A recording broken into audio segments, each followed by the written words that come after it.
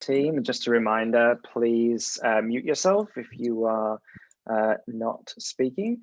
So we're here today on the second part of our fiscal strategies sessions within the webinars. So this is webinar number 3.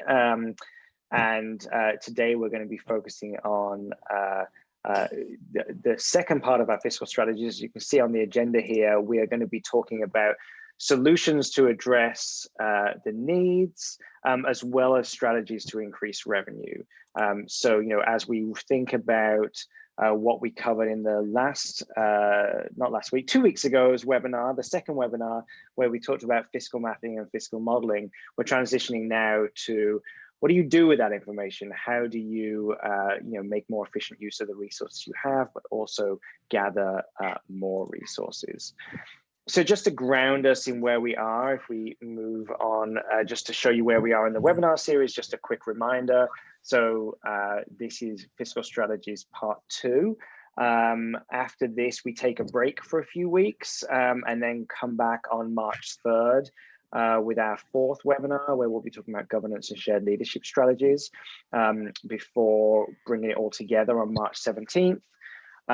Where we will kind of talk about how all this comes together and especially how we apply an equity lens to all of this work. And then we have that bonus case study webinar we talked about on March 31st. But as I said, today we are planning to talk about really taking everything we learned last time. So if you remember what we covered last time, and if you weren't able to join us, all of the slides and the recordings, etc., are on our website, and we'll drop that link in the chat so you can access that.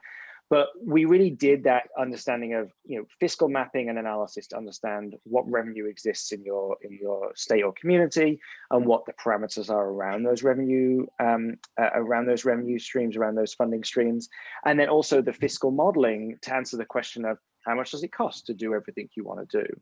So today, as we pivot from that, it's into okay, there's 2 ways you're going to fill the gaps that are most likely going to be identified from that analysis. The one is to be more efficient with what you're doing and the business model of childcare, the looking across your whole system and saying, how can we be maximizing the resources that we have? Don't forget about the card for Grandpa. Maximizing the resources that we have to make the money that is in the system at the moment go as far as possible. But then also saying, even doing all that is unlikely to completely fill the huge gap, right? And saying, okay, so we then need to talk about how do we get more revenue into this system? And so we're really excited today to have, instead of having some state-specific partners, we have a couple of national experts with us who are going to talk about their work and talk about some state and community examples within their work. So we're very excited to be joined by Louise Stoney from Opportunities Exchange, who's going to talk a lot about shared services alliances and some of that efficiency piece. And then Olivia Allen from the Children's Funding Project is going to share some resources and thoughts around revenue generation specifically.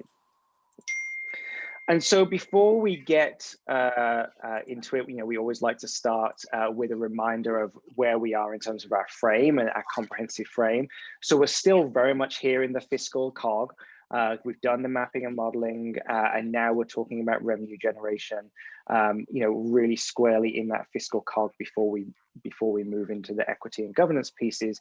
And just a reminder of that, as we talk about this, it is in service of that comprehensive fiscal approach and moving towards that comprehensive vision for your P5 system. And so within that, it's important to remember the principles that we've talked about a number of times through these webinars, and using those principles as your grounding for all of this work.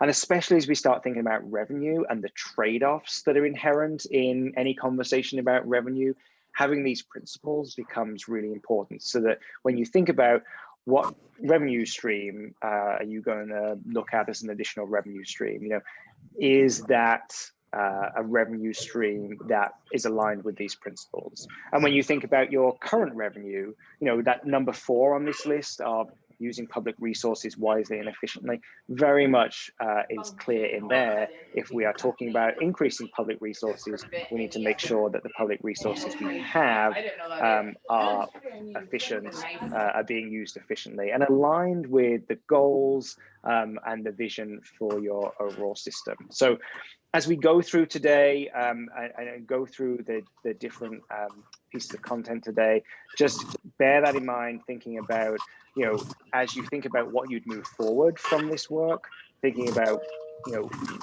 where does this fit in with your principles? Where does this align with your principles?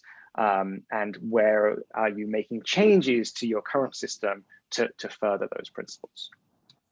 So with that, I'm going to hand it over to Gina to take us through the first part of our webinar.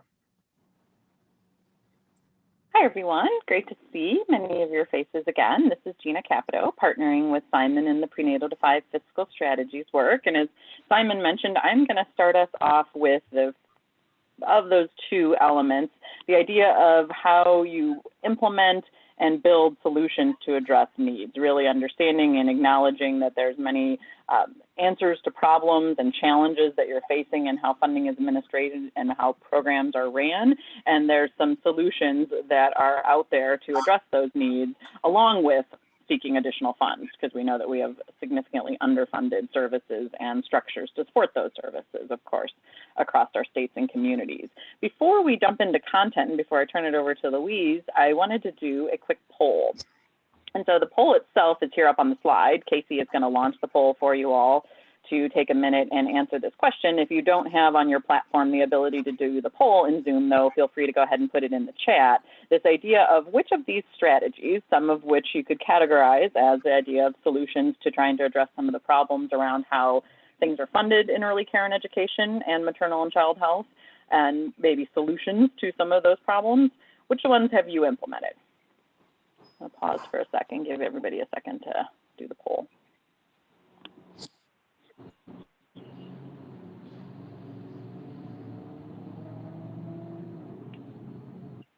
If you're just joining, you will need to mute yourself.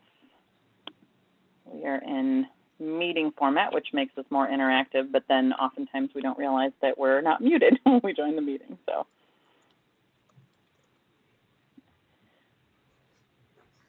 how are we doing on percentage of folks responding to the poll, Casey? Are they coming along that we could wrap up?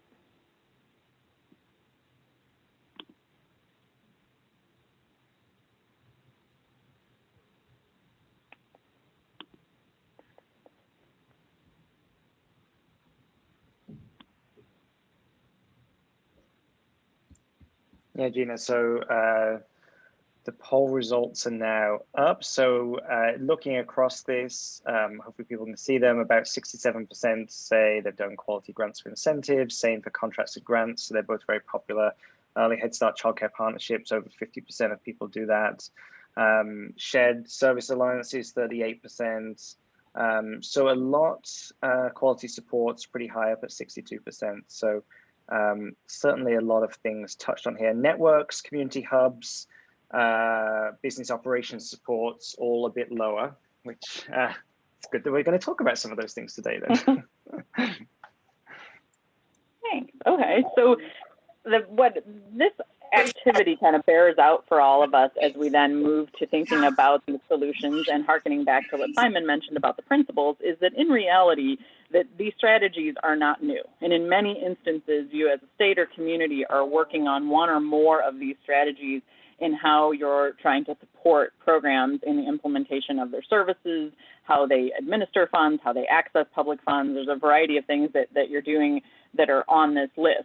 What, in thinking about that, there's a few things that points us to. I mean, in part, it tells us that we know that we have, over the course of many years, been trying to work on strategies to address some of the problems or the brokenness of elements of the system. It may be related more to the childcare system and maybe not as much the broad lens of the prenatal to 5 system, but there's things that folks have been working on. There's a couple things that also, though, tells us is we know that there's an element of scale or the reach of the different initiatives that is often not in step with the need. And so the needs of programs, the needs of specific communities, the amount of funding that we need to actually make some of the impact on things like quality grants or incentives. Are they really an incentive? And a state leader in one of the states that I work closely with on family childcare raised as part of the concept they wanted to try and address in their planning for family childcare and their fiscal strategies was, we put out an incentive amount. We have no idea, is it actually an incentive? And so do we really explore not just what the strategy is, but is it meeting its targeted objective? And when we think back to the principles, we also then want to be really thoughtful around whether or not the different fiscal strategies that we're currently implementing further those principles. And so this is where that bringing in that bigger frame of thinking about with a fiscal vision and a set of principles guiding decision making, there may be some tough calls to be made around how certain things are put into play. So for instance, there's about 40 states that use tiered reimbursement as part of their structure for their subsidized childcare. But the reality is, if we really think about whether or not does tiered reimbursement match up with what it actually costs to deliver the level of quality at the levels of the tiering, it frequently doesn't. And in fact, I don't know a state out there that has really found a way to make that completely on par. And so when we think back to the principles and really linking those things together, there often is a disconnect. So we're making attempts at strategies. And so that comprehensive and need to really think systemically about the strategies and how do we fund them in a way that will start to work on the problems, and how do we really have a long game for some of that work. There's the need to really think about the implementation of them from that systemic and how we really ensure that we're making the reach that we're seeking, and as well as then thinking about additional funds. And with that, I want to turn it over to Louise Stoney now to talk to us more about shared service alliances as one of these funding strategies / business supports ways to really get systemic in the work that we do with programs, because it's another opportunity to ensure that we're finding that balance between not just seeking new dollars, but really understanding how are we using the current dollars we have and how are we really maximizing the opportunity that comes with all the funding, whether it's current funding or potential new revenue sources. And so Louise, while many of you may have some working familiarity with shared service alliances, really thinking about it as one of those systemic approaches is another way to think about how you have a mix of things underneath a comprehensive approach that you bring together. It's not just one solution that comes together under a comprehensive approach. So with that, I am going to turn it over to Louise and invite her to unmute herself. Yep, I'm unmuted. And actually, you can go right to the next slide, Jenna.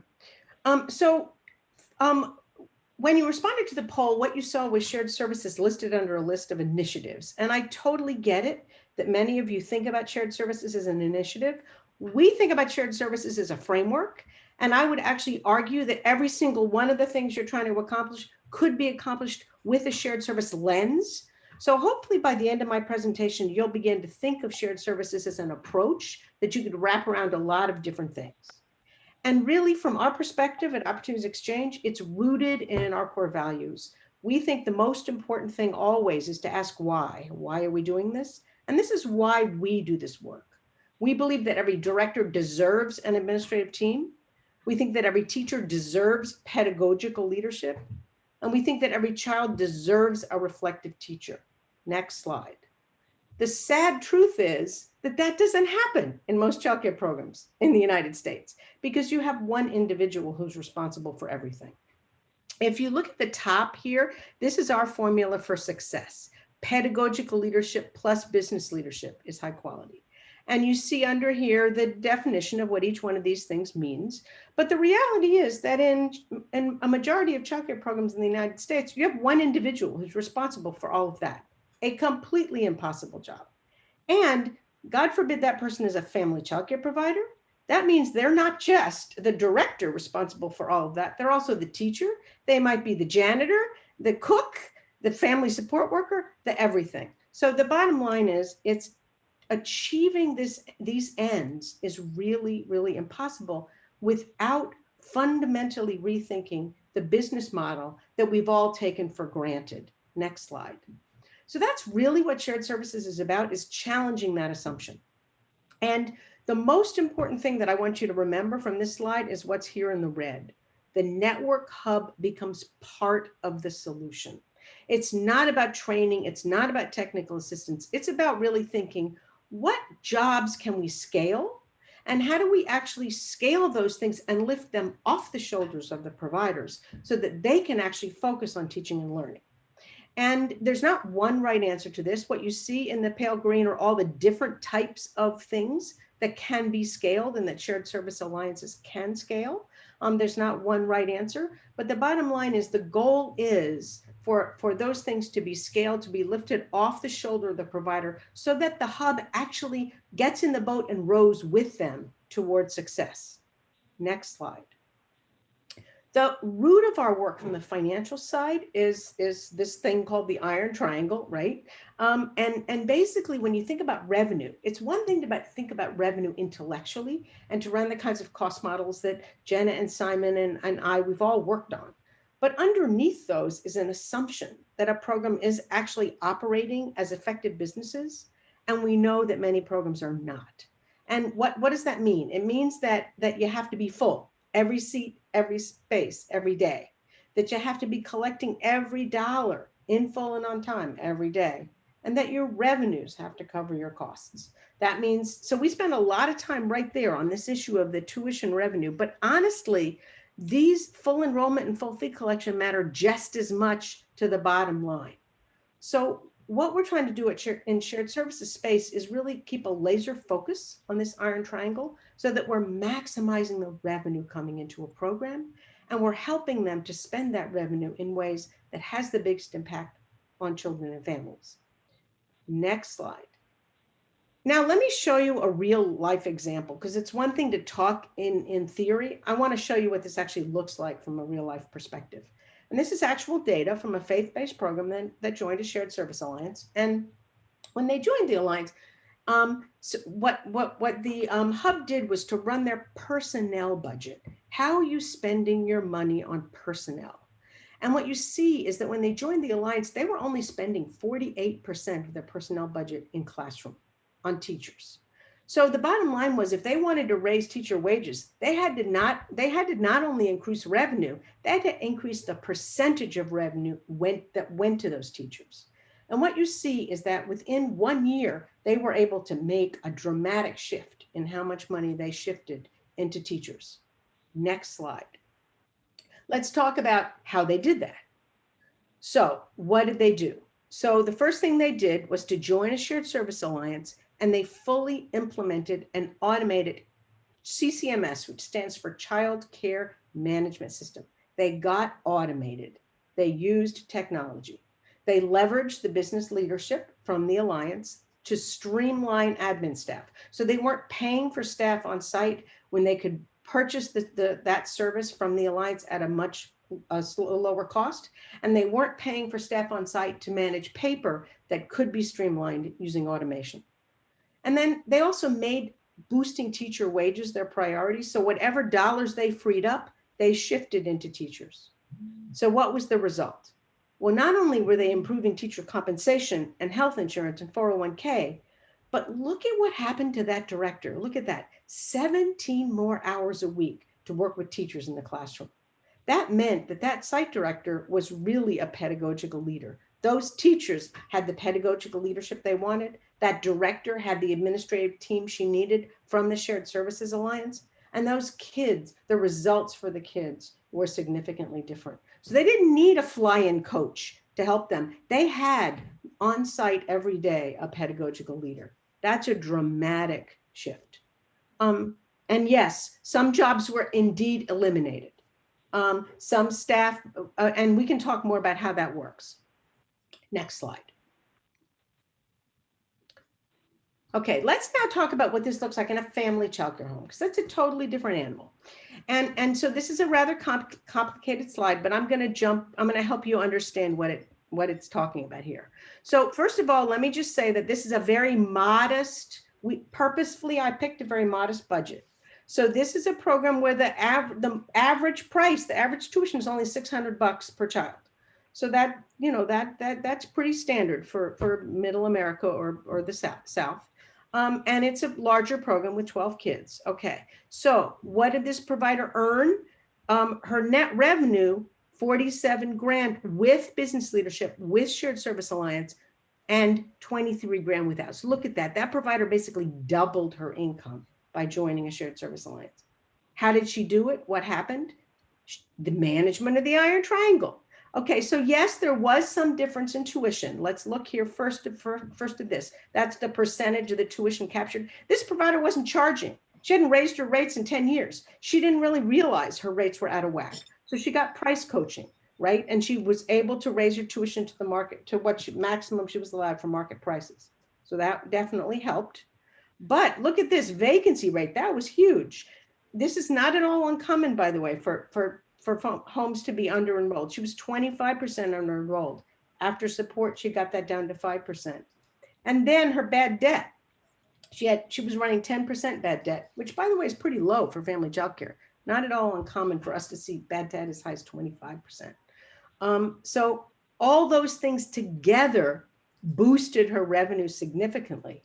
Now notice that her expenses are higher with the shared service alliance because she has to pay a portion of a fee, but still her bottom line is significantly more. Next slide. What I want you to really go back. What I want to really for you to quickly see is the power of the iron triangle.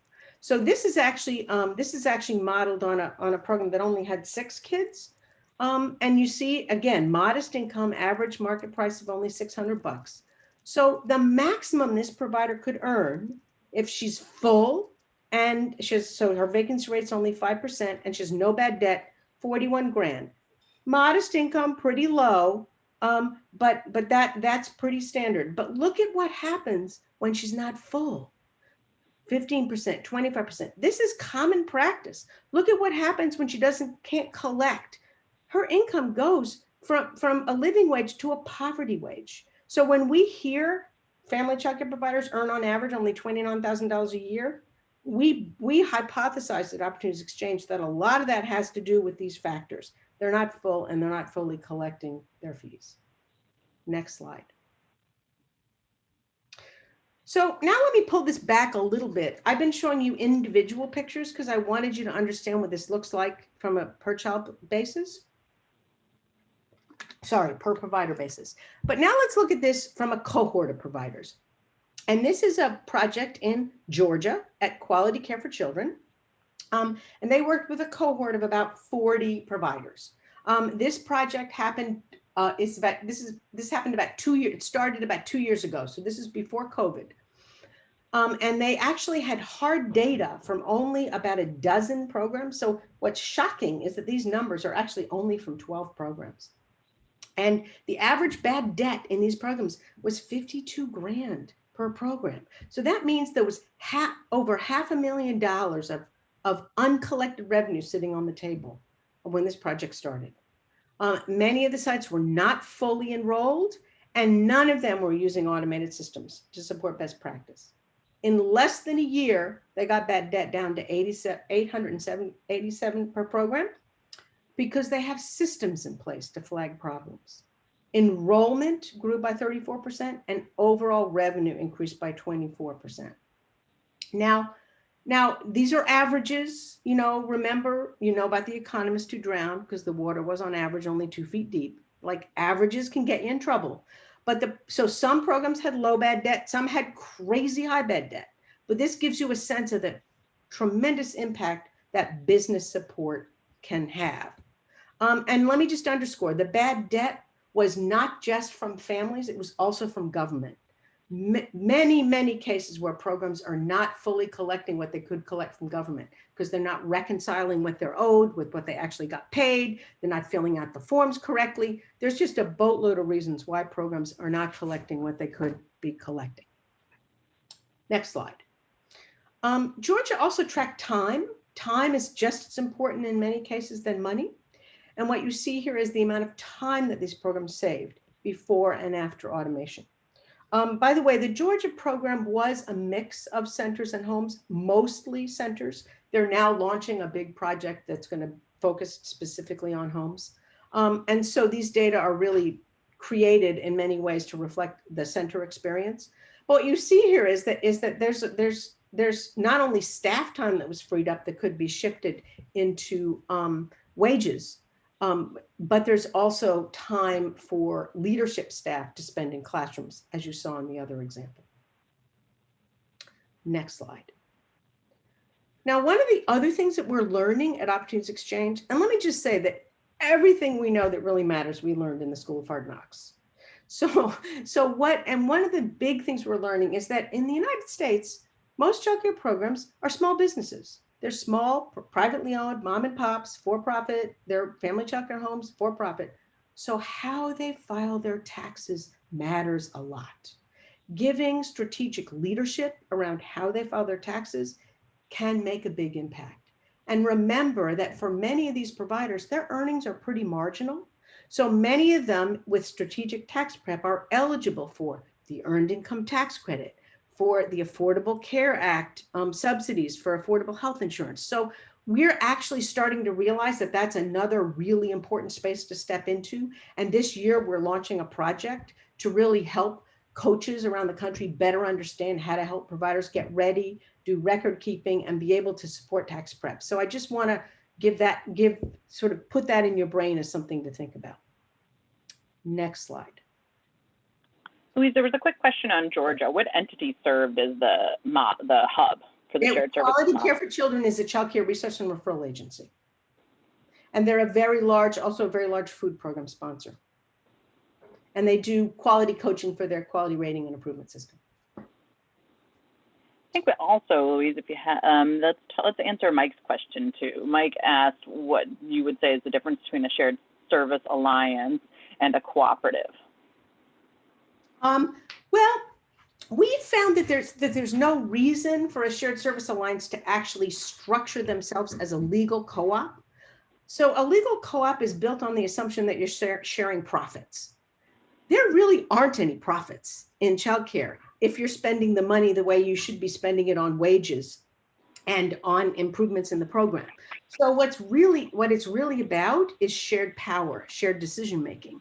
And shared power and shared decision-making is at the root of a shared services alliance. So from our perspective, we focus on that. We focus on strategies to share decision-making, to share power, to share leadership, rather than the legal structure.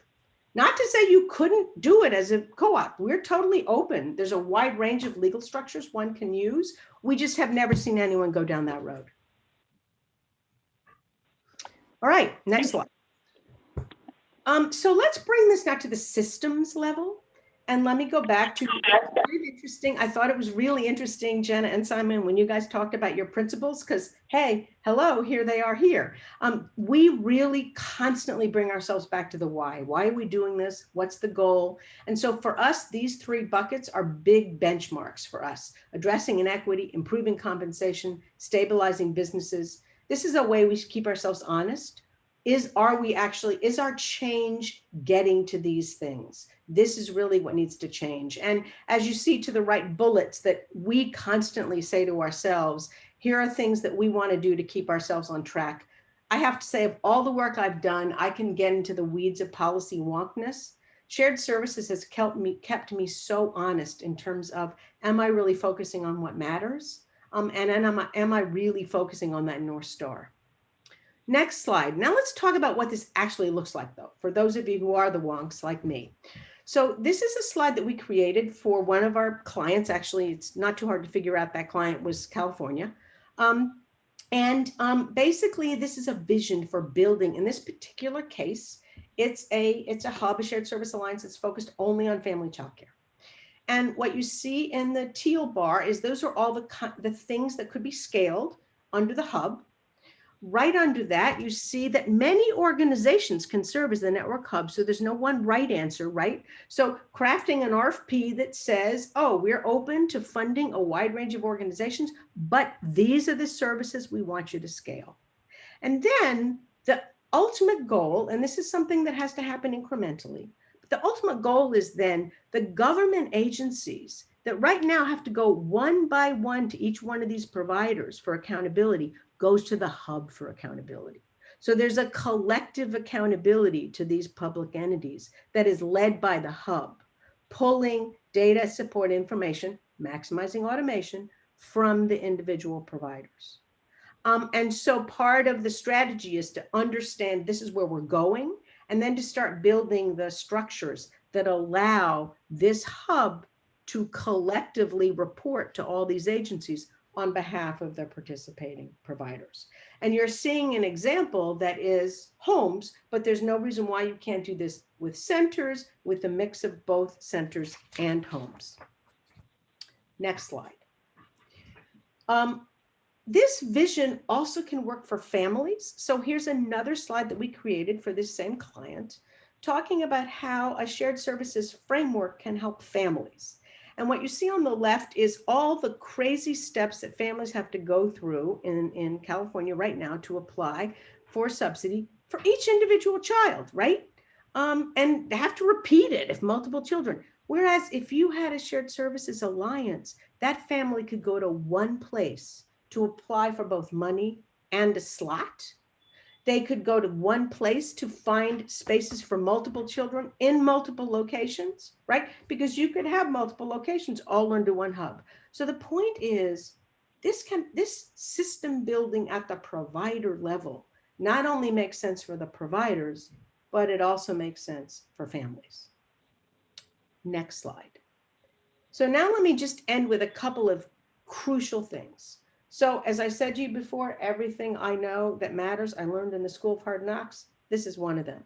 We cannot do this without state-of-the-art technology. If there was one thing for you guys to think about investing in now, it's technology. And I mean technology that providers use, provider-based technology. It doesn't have to be a system. In fact, it shouldn't be a system that government builds. There are tons of systems out there that work for providers, that providers use.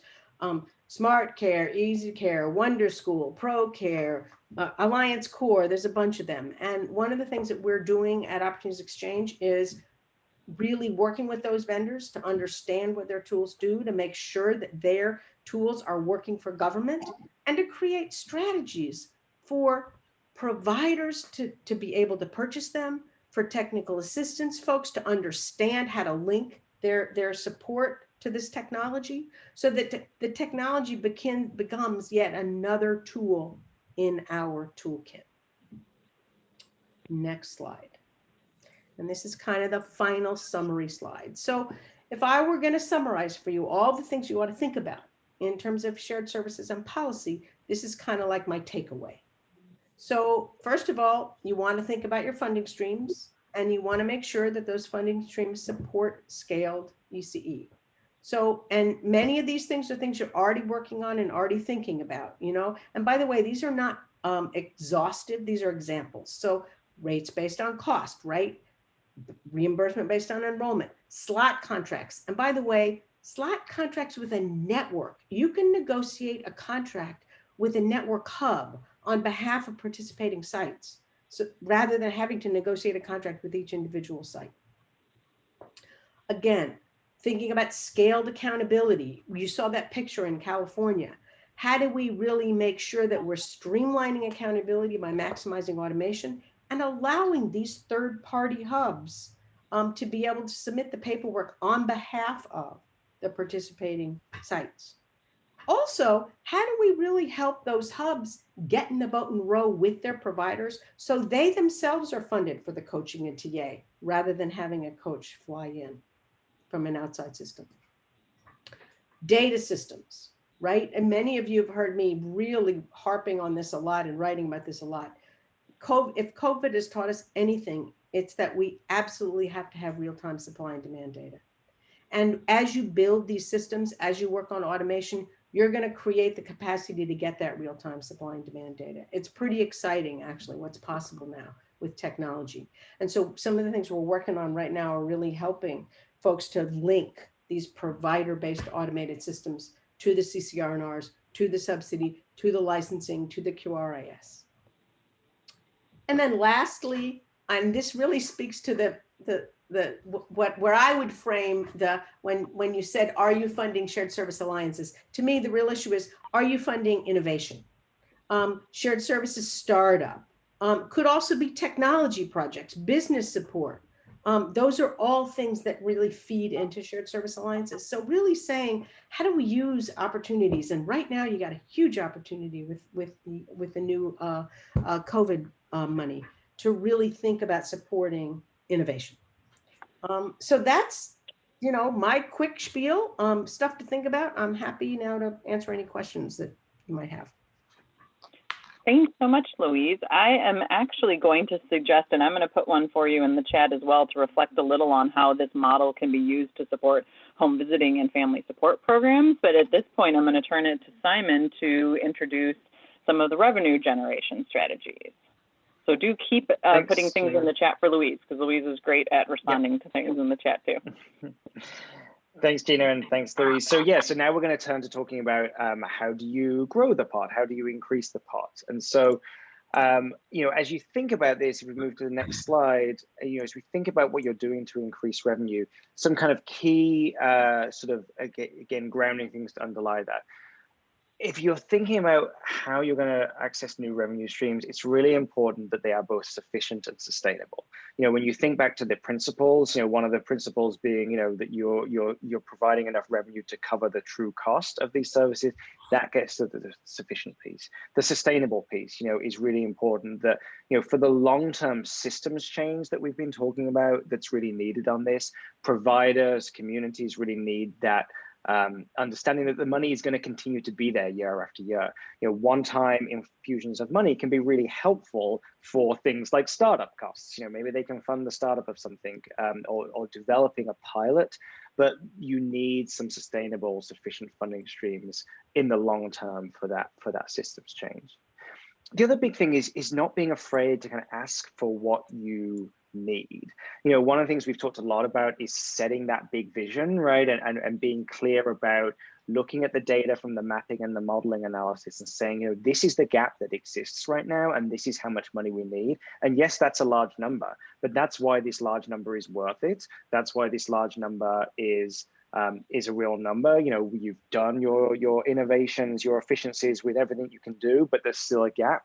So let's be unafraid to ask for that big number and know that you're not going to get there overnight, but there are steps to get there. But we undercut ourselves too much as a field if we just pretend that a small ask is gonna answer all of the issues in the sector. And related to that is making sure that you have a seat at the budget table. There are conversations happening in your state and your community about how money is spent and how new money is spent. And we need to be at that table, and not to put more burden onto the people who are doing all the work in the field right now, but, finding ways to collaborate with your local Center on Budget and Policy Priorities office, or, who are the people, who are the advocates that are having those budgetary conversations in your state or community, and making sure that you are part of those conversations. And that all of this is tied back to your guiding principles and your long-term vision. And so then how do you do that? Well, to get more money, you have to kind of lay all these things out. What revenue you're going to get is going to really depend on what revenue streams already exist, what revenue streams, can you leverage to plus up or to suddenly make now available for early childhood, whereas before it was only available for, for other sectors. So that goes back to that fiscal mapping and analysis we talked about last time. Really understanding all the characteristics of all the funding streams becomes really important to know where some of those opportunities might be. And then, look at general appropriations. Don't be afraid to look at general appropriations. That is a good strategy to look at. In 2019, following the 2018 gubernatorial elections, we saw nearly $3 billion worth of investments in early childhood proposed in governors' budgets. Didn't all come to pass, right? Governors' budgets are not the final bill, and then obviously COVID's hit. But that strategy of saying this is a public good, this is something that we as a society should be investing in, and therefore it should be in the general appropriations.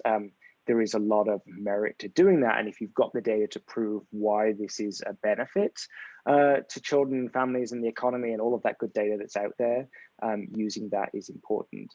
And then, along with that, leveraging any of the existing funding mechanisms, putting pre-K funding into the K-12 funding formula, but also making sure it doesn't harm the infant toddler supply, et cetera, can be really important. Obviously, one of the big ones is taxes. And one of the things I want to just flag for you is this Funding Our Future report that came out of a revenue work group that was conducted in 2019 that was led by the Build Initiative, the Center for American Progress, the Children's Funding Project, the Institute for Taxation and Economic Policy, and the University of Maryland. So it was quite a big group and brought together national, state, local tax experts and early childhood experts. And this report really looked at, what are some of the funding mechanisms out there and focused on tax strategies and identified 7 state and local tax strategies that you can consider. And Olivia is going to talk about those a little bit more in a moment. But I wanted to flag some guiding questions that were in that document that really come down to helping you decide what is the mechanism you should start looking at and what should you explore when you're saying, we need to raise revenue. And so the report laid out these 9 considerations or guiding questions, and they're not intended to be definitive. So it's not, obviously some of them are, is the tax legally feasible? Probably if the answer to that is no, you probably shouldn't pursue it. But the question of, can the tax be dedicated to early care and education? It's obviously better in many ways if it can, but if it can't, that doesn't mean you shouldn't do it. It's just a consideration to think about as you're thinking about, well, what do you need to do then to make sure that that money is as protected as possible? Maybe if it's not dedicated, that's actually makes it more politically feasible, right? All of these considerations go together. And so you can take a look at the report. We're not going to go deep into all of this now, but you can take a look at the report and it walks you through those considerations. And if you're thinking about revenue generation strategies, I do encourage you to take a look at that. But now I want to introduce Olivia Allen. Olivia is the Assistant Director of Strategy at the Children's Funding Project, a group that we partner with a lot on a lot of this work. And Olivia has a lot of expertise working with communities around and states around strategic financing. And we worked with Olivia and Children's Funding Project when I was at the Center for American Progress on that Funding Our Future report. And so Olivia is going to talk a little bit now about some of the specific examples around dedicated revenue for early childhood, and especially around some of the state and local examples of successes. So let me pass it over to Olivia.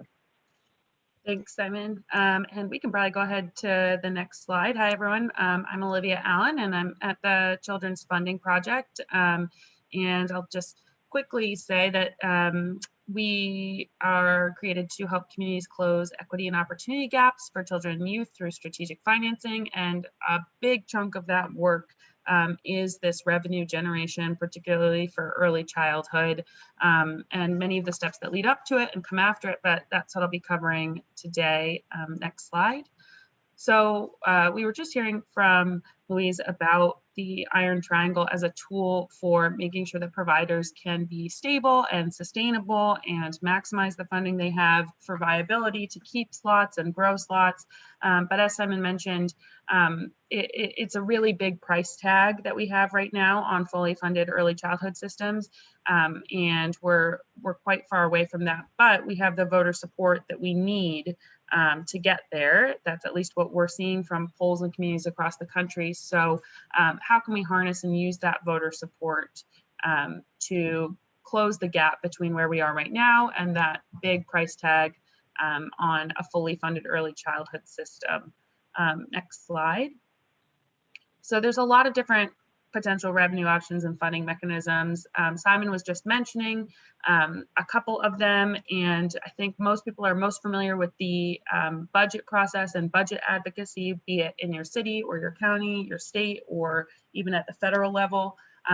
We have not spent a lot of time on that at Children's Funding Project because I think there are some really fantastic advocacy organizations covering that in the early childhood space. So we focused a little bit more on identifying some of the innovative funding mechanisms that are coming almost always out of local communities that have used one of these mechanisms and are elevating this to other places that could potentially use it. So some of them may look familiar and some of them may not, but the one that gets kind of the biggest bang for its buck and that we're focused on right now is, can go ahead to the next slide, dedicated public funding. So we have been focusing on public revenue that's dedicated via ballot measure for a couple of reasons. And the reason that we think about public revenue, be it at the state or the local level, is because we all know that the power of government to move big dollars is kind of unmatched. My favorite anecdote is an unnamed billionaire, told a mayor and a superintendent of a large city school district that if they gave him what he wanted in terms of tax breaks, he would donate $1 billion to their school district, and that would solve all their problems. And this might give it away, but the superintendent said, "Sir, my school district is an $18 billion a year operation. $1 billion isn't going to change everything. It's not quite what you think it is." So I always use that to share with people why government's moving more dollars than I think folks think they are, and have the power to collect more dollars. So that's why we focused on public revenue, in addition to the fact that creating a public revenue stream creates mechanisms of accountability when done well, and is community driven when done well. We focus on dedicated funding. Simon touched on this briefly, partly because it's sustainable. So not asking providers and community organizers and advocates to go back year after year to legislators and fight tooth and nail for a piece of the pie, but rather have a dedicated fund in full.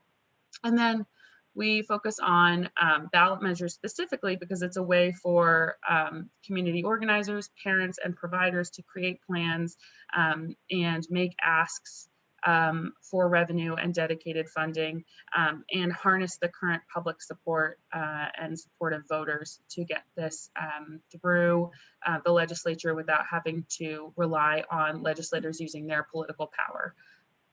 Next slide. So this has been done all over the country prior to 2020. You'll see on the right-hand side, there's a pretty large list of localities that have dedicated specific revenue via ballot measure, almost all of those via ballot measure prior to 2020, using everything from sales tax to property tax, and then some kind of more wonky taxes such as pilot recapture, which I won't go into, but if you feel like researching something really wonky, go ahead and look that up. Special taxing districts, the infamous sweetened beverage tax or soda tax, and income tax. So prior to 2020, we had a good number of models of this. And so in November of 2020, on the next slide, you'll see a good number of early childhood funding measures were put on the ballot in November 2020 to replicate these models, building on these models, building on work of their communities. So not just replicating, but kind of improving on the model. You can see that all of these measures got the majority of the vote in their community. However, in San Joaquin, there's kind of a complicated legal battle going on right now about whether or not 2/3 of the vote is required to pass a ballot measure that dedicates funding to a special purpose like early childhood. So all of these were campaigns that required advocacy beyond what a normal kind of C3 advocacy platform would be. It required a full campaign, a campaign director, a campaign budget, and that's what we work with communities on a little bit. Most communities that have a robust community organizing group around early childhood have not run a full campaign before. You may have worked on a campaign having to do with a particular candidate that supports your issues, but a campaign on a specific ballot measure is a little bit different. One thing I'll say that usually piques folks' interest is that in 2020, the total amount spent on these 6 campaigns was under $2 million. And the total revenue for early childhood over the next 10 years will be over $2 billion. So that's quite an ROI. And this doesn't just happen at the local level. I want to quickly highlight one example at the state level on the next slide, the Colorado Children's Campaign. They had previously had an unsuccessful ballot measure for early childhood, but came back, which I like to highlight because folks don't realize that lots of these successful measures take one or more kind of cracks at the ballot. and not to be discouraged if it doesn't go through the first time. But the upshot of this is that it's sort of a complicated funding arrangement in that in the first couple of years, the funding will go to backfilling the education budget and to tobacco cessation. But starting in 2024, it will be used to fund a huge expansion of the state's pre-K program, and that will be $242 million in revenue dedicated to that when fully implemented. And this uses a slight increase on cigarettes and tobacco products, which will increase in increments over the coming years, and a new tax on liquid nicotine or vaping. So this passed with 67.56% of the vote, despite some organized and well-funded opposition, which I think is really a testament both to increasing public awareness and kind of concern around vaping, but also the power of early childhood. We'll talk about that in a couple slides when we get to coalitions. But I want to make sure we get to the next slide before we run out of time. Just what are the steps to actually raising public revenue via ballot measure? Simon and Gina have done a couple of webinars prior to this talking about some of the system building, identifying your shared goals and desired outcomes, particularly in the early childhood area.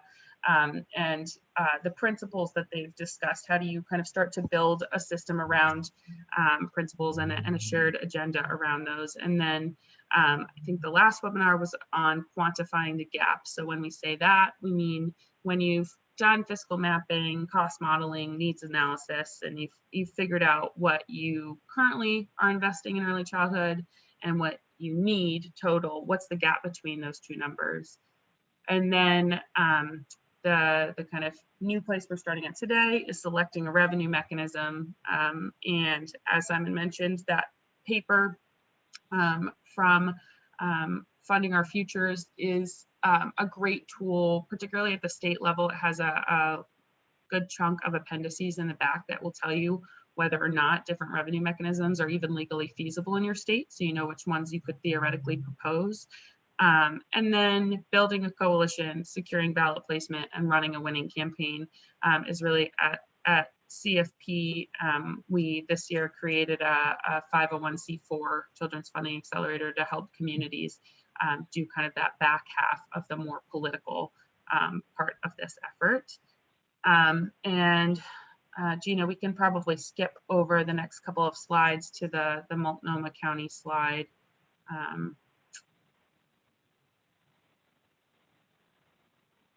Yeah, thank you. So I just wanted to quickly share this. I thought this is a great graphic from Multnomah County. Many of you might have heard about Multnomah County this year. Their measure on the ballot, they showed up on that map earlier, was a high income earners tax that will only affect the top 10% of earners in Multnomah County. And it will generate hundreds of millions of dollars when fully scaled in a year for a very robust pre-K program that includes an infant and toddler seat protection fund of 10% of the total fund. But I just wanted to share, this was a really long effort, and we have worked with efforts that were really accelerated that were only a year, but Multnomah County's effort included paid parent advisory council that helped design their actual plan that was passed, and included a really robust coalition building, and at one point 2 separate initiatives that were proposed on the ballot and combined, and then eventually passage of the ballot after collecting 30,000 signatures during the pandemic. And Multnomah County is really a testament to coalition building and the ability to do this in a really big way. But I wanted to share that also of the places on that map I showed earlier, the 6 in that passed in November 2020. 5 of the 6 had more children below the federal poverty threshold than the national average, more people of color than the national average, and there was huge variance in whether the measures were more or less popular than the eventual candidate that won the federal election at the time. So just to say there's a lot of diversity in these campaigns. So happy to talk at length and much more about revenue generation and how to form a coalition. But I just want to end with this quote from Kenny Francis in New Orleans. He's an advocate in Louisiana for early childhood funding, just that now's a good time to be pushing for early childhood funding and revenue. I know it seems like a long road that I just skimmed over very quickly, but now's the time if you have the energy and capacity, and there are plenty of inspiring stories to push you along the way. And Children's Funding Project is here to support you with questions if you have them. So thanks, and I'll turn it back to Simon and Gina. Thanks, Olivia. That was great, and I think a takeaway from that is definitely that exactly as you just said, that there are opportunities out there, and while it seems daunting to look for more money, there are resources out there to help you. There are examples to help you, and certainly looking at these resources that Olivia shared and reaching out to CFP to get more details on them is a helpful thing to do. So I know we're running up to time. We had a lot to cover today with our great speakers, which was great. We do want to just remind you all that the webinar slides, the webinar recordings will be up on our website in the next few days. We're taking a break for a few weeks now. We'll be back on March 3rd with the next ones. And in the meantime, if you have any feedback on these webinars as we're planning the final 3 in the series, please do reach out to us. We, not doing a formal evaluation at this point with a survey, but we'd love to hear how you are using this content, what conversations this is opening up, where you want to go deeper. We do have that 6th webinar for the case studies that we want to build based on feedback from you all. So we do encourage you to reach out and let us know what else you would like to cover. Thank you to our speakers, and thank you to everyone for joining us today. Have a good rest of your day.